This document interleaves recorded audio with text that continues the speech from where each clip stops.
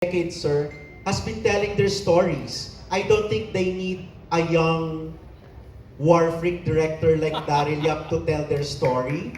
I think a lot of great directors have told their story in the best way they can.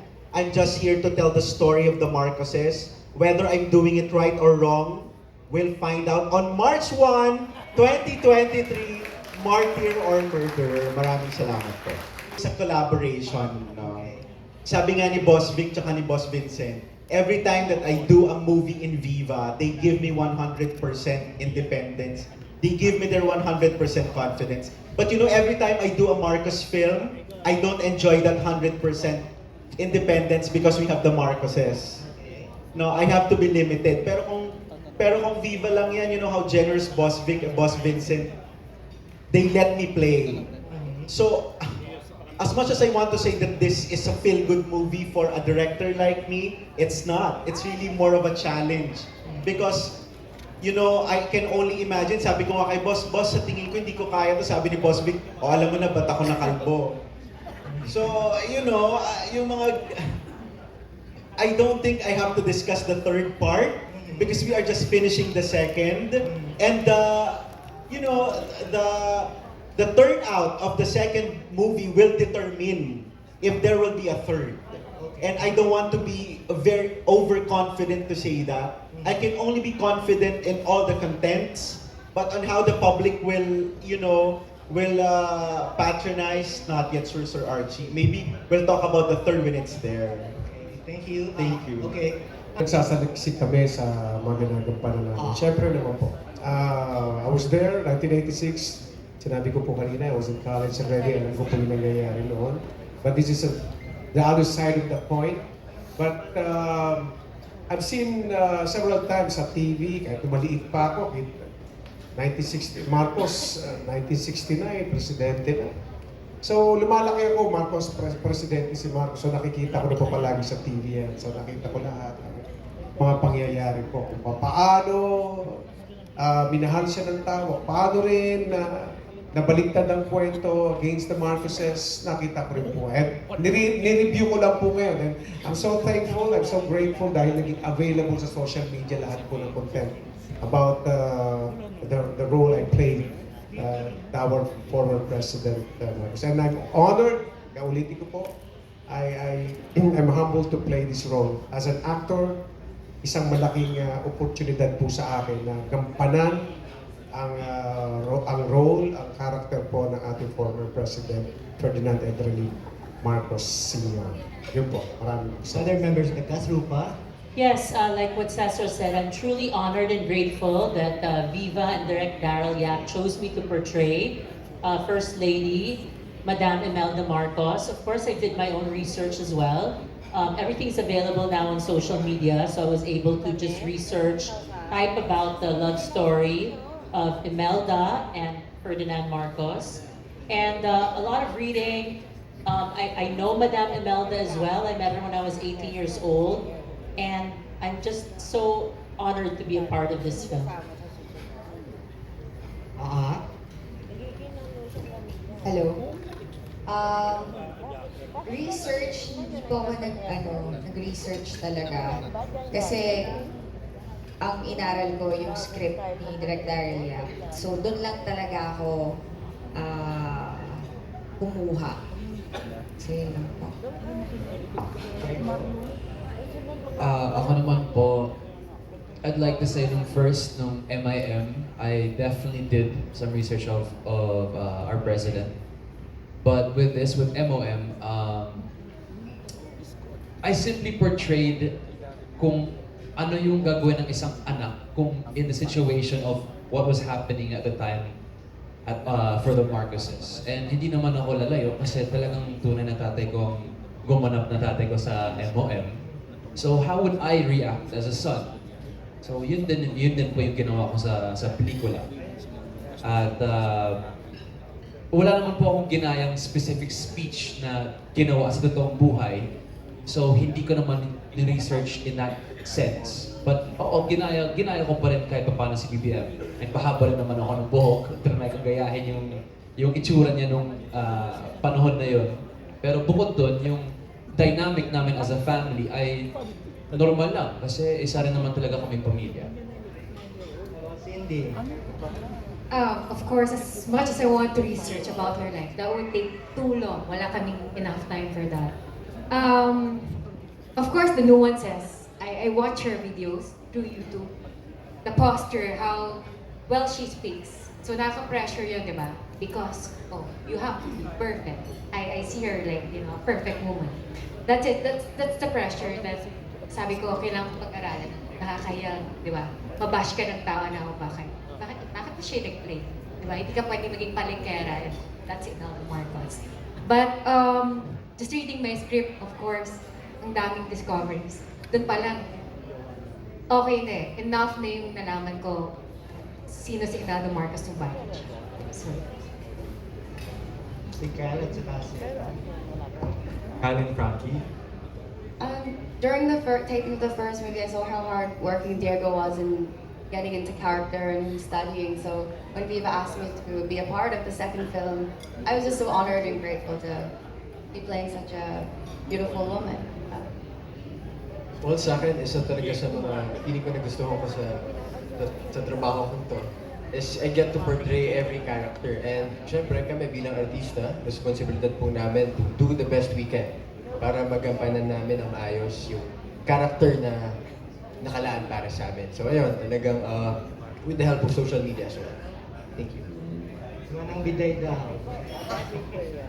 Alam niyo po, isa pong confession na sinabi sa akin ni Direk Darryl yan. Yun pong aking character is a composite of many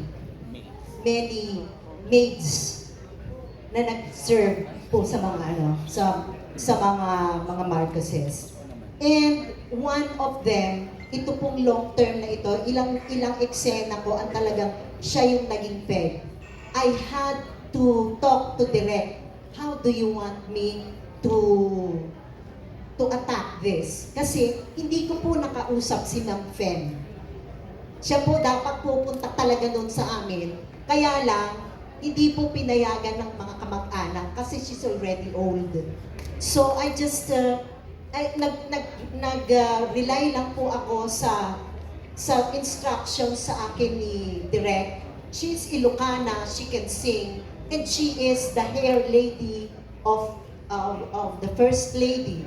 So I just have to create somebody who is very near, probably Miss Fem, and that is my mother. Siya po yung akin pong naging peg. Ilocanang ganun magsalita. Meron pong nagsabi na isang journalist daw na hindi daw po talaga Ilocana yung aking interpretation. I beg to disagree. Ang interpretation ko po ay yung aking nanay. Nagnilagay ko doon sa pagkatao ni Miss Fem who is Manang Biday. Thank you so much. And sorry, Sir Archie, yung pala, yun lang ang marireveal ko sa part 3 kasi ang part 3 kasi after na ng Hawaii, di ba? Sa Maid in Malacañang na-reveal na ang natitirang maid na lang ay si Biday. So, Beverly Salvia will be still in the 3rd installment of the movie.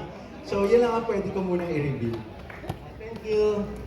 Alright, thank you Sir Archie. And now, the last person to ask tonight from Bulgar, Abante, Martes University, Ambet. Tutulak sa iyo eh. Sila nang magsusuporta kasi yung klase ng panatig ko at yung paniniwala sa mga ginagawa mo ay umabot sa kung saang sakdulan.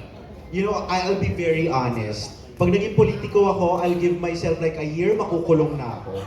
So, hindi ako magiging politiko. No? Tama na dito na pwede ako mang-asar nang hindi ako makukulong. At mas maraming kinikita. Yes. Well, mas marami rin kinikita ang mga politiko. Nako.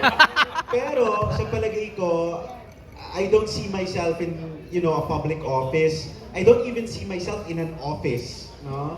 This is my first job after college. So, nagka-ID lang ako dahil hiningan ako ng Viva. So, sa palagay ko, I will not take that path.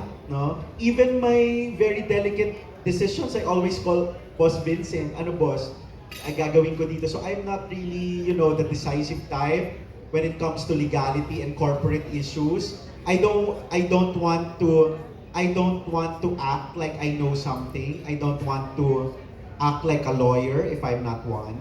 and I don't want to, to embrace a tree that is beyond my reach. So I don't think I'll be a politician, but I can help politicians. So yun lang. Yun lang, ang taas ng ganun eh. So yun lang po. Last question. Isko Moreno, hindi yata nagbigyan ng tamang billing considering na nandun ka sa title, tapos with walang offense yan sa mga ibang cast members. But may explanation ba na yung billing niya medyo nasa baba considering na dapat nasa title din na dinadalagan, ginagamit, or sinadya ba ito para inisin yung kabilang kampo or what? Just like what I've said po, I don't have any knowledge when it comes to corporate or, the technicality of the posters. Nagulat nga po ako na may ganyan nung una kong pasok sa showbiz na may mauuna palang ganito, may mauuna ng ganyan. I was talking to Nanay Oro during that time, during Maid in Malacañang. Nagulat ako na ang chat niya sa akin, Darryl, may mga urian ako, dito lang pangalan ko. Sabi ko, ha? Anong connect ng urian sa poster? So doon ko nalaman, I was talking to Viva and they said, there's a billing and something like that. I'm not very particular when it comes to billing. You know what? If I'm particular in billing, edi pinakamalaking pangalan ko dyan. Ang ano ko lang po, maybe it's a business decision. Maybe Viva already talked to Yorme. Because when we are casting Ninoy, just like when we are casting the young Imelda, we were given, a very short period of time. I was thinking casting Bistek or Herbert, to make Rufa happy.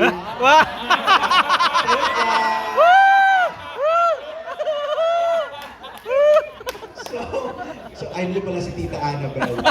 So ngayon, when the real kwento why I opted to do, I'm gonna be very honest, but I really wanted to cast Sir Philip Salvador to be Ninoy. But the schedule, the physique, the looks, it's not really the Ninoy type na. So I was asking Senator Imee's approval, and Senator Imee said to me, I don't want to meddle when it comes to choosing who the Ninoy is because I don't have any power. When it comes to casting, it will be Viva. So I asked my bosses kung sino pwedeng i-cast. I have a lot of actors. I want to work with Sir Christopher De Leon. I want to work with those people who played Ninoy before. Even in Escapo, they have Goma, they have a lot. But when I'm hearing the interviews and the videos of former Senator Ninoy, the eloquence, the fluency in both Filipino and English, the kind of appeal that only Ninoy and Ferdinand na sila lang ang meron, I think the only actor-politician that can, be a good match to Cesar Montano is Isko Moreno. And I don't think even putting Isko's name at the bottom of the poster, it will not do justice because Isko is shining in this movie. So I guess that's an answer. Thank you.